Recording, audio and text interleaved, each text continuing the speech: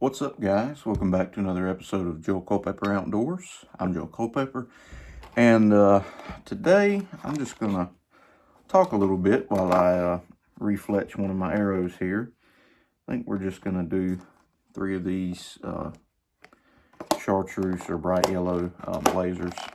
This arrow, this is a Sonic 6.0. I don't even remember why, but one of the fletchings fell off. Either I shot a hole in it or shot too close and knocked it off, something like that. Anyways, it's been sitting over here a little while, so figured it's time to refletch it and get it back in the quiver. So today I've been doing a little bit more looking back into rifle hunting and some new cartridges, new calibers, and all that fun stuff. And my word, has everything just kind of taken off since I quit paying attention to it. So I bought a new rifle several years ago. Went with the 6.5 Creedmoor. Not really in the height of the 6.5 Creedmoor hype. I waited for it to die down a little bit before I finally got one, and then I went in and bought a couple more rifles here and there. It was right after I turned 19 years old, so was really excited to have the opportunity to go purchase some new deer rifles. And so back then there wasn't really anything too crazy on the table. I believe the first PRC had just come out, and it wasn't really an option for me. I didn't really feel the need to step up to the PRC. And then here recently, I started working with a guy who used to work in a gun store, and talking to him about it, he said, yeah, everybody now is stepping over to the PRCs, and then the magnums, like the 7 rim mag, the 300 Win mag, all of these bigger cartridges. And around here, the only thing we can really hunt is deer. So my question to him is, why are people shooting these big cartridges? And he said, well, nowadays people aren't really worried about, how small, how light of recoil can I go and still take my deer. It's how much can I flex to my friends and family, my bigger cartridge or bigger rifle than what they have. So the 300 PRCs are huge. The 7mm PRC, 6.5 PRC is coming on strong. And I've always been one with my rifles. I still would like to get into some of the bigger calibers and stuff, like 7 mag, 300 Win mag, some of those. But I've never really seen the need around here because, like I said, the biggest animal we have to hunt is a white-tailed deer. Every once in a while, you might stumble onto about a 300-pound black bear or so. But even at that, 308 Winchester is a gracious plenty to take care of those problems. So, kind of going back, how does this relate to archery? Well, we're seeing a lot more guys now out shooting, 75, 80 pounds. And a lot of them, when you watch them shoot, they seem like they're struggling a lot more to get that weight back. We're seeing a lot of guys that are actually taking, I made a video about this before, but they're taking and pulling down and then rotating up instead of just taking and coming across the top. And while I've definitely tried to change my perspective on that to whatever you're accurate with, that's what you need to do. And I do believe that. But at the same time, when we're talking about drawing these heavier poundages, when we're coming down across the chest, you're putting that strain in different places, which can lead to long-term problems with your shooting. If you're only shooting, 30, 40 arrows a year, and then you go into the woods, I don't recommend you do that, but some people do it anyways. I don't really know that it would be that big of an issue, but if you're planning on shooting a lot for a long time, go ahead and invest your time and energy into learning your proper technique and form.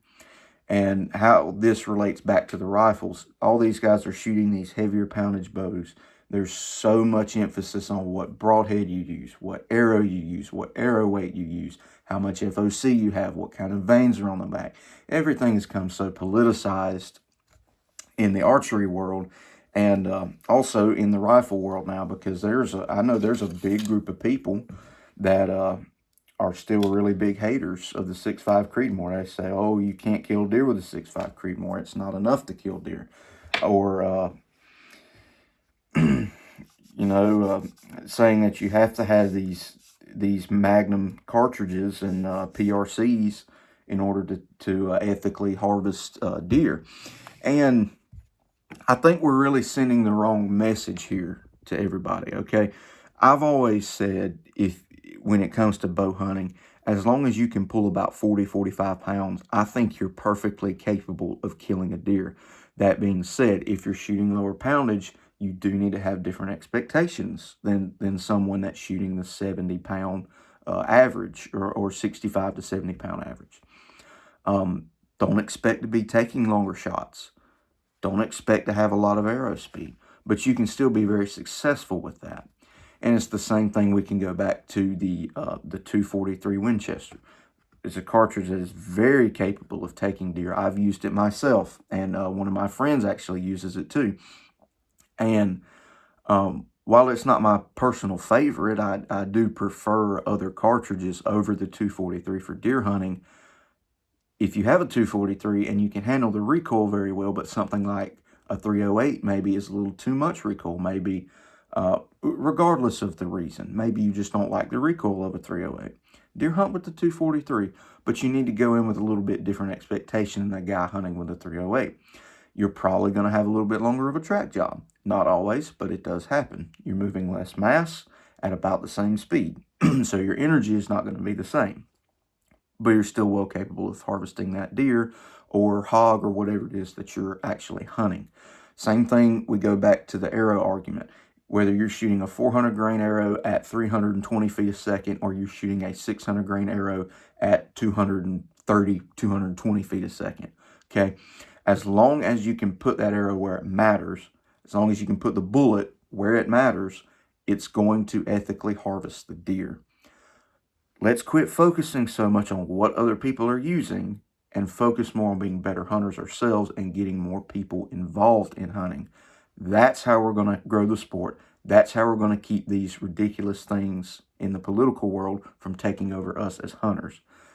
I'm tired of seeing the discourse. I'm tired of seeing the argument. I just really think it's time that we need to come together and say, we're not going to stand for all this anymore. Let's just grow the sport. Let's go have a good time. If you want to hunt with a 243, hunt with a 243. If you want to shoot a 400 grain arrow, shoot a 400 grain arrow. If you want to shoot 40 pounds of draw weight, 45 pounds of draw weight, that's what you're comfortable with, hey, more power to you. Not a problem to me. As long as you're able to put that arrow or bullet where it counts every time. This is the finished product. Left helical on these, and I've always had good success with the left helical, even on these smaller vanes. When you put a broadhead up front, it's just a practice head right now, but when you put a broadhead up front, I still don't have any issues with the blazers, even at distance. So, with all that being said, I hope that I didn't come off too harsh or too annoying or anything with this, but I think it's really important that we change our expectations as deer hunters and quit trying to act like we're all professionals, because we're not. And the people that are professionals, some of them need to keep their mouth shut too. So, do with that information what you will. I'm just here to make some content online for you guys and enjoy the outdoors. That's all I'm here for. So, thank you guys so much for watching this one. Stay safe, stay in the outdoors. God bless you. I'll catch you on the next one.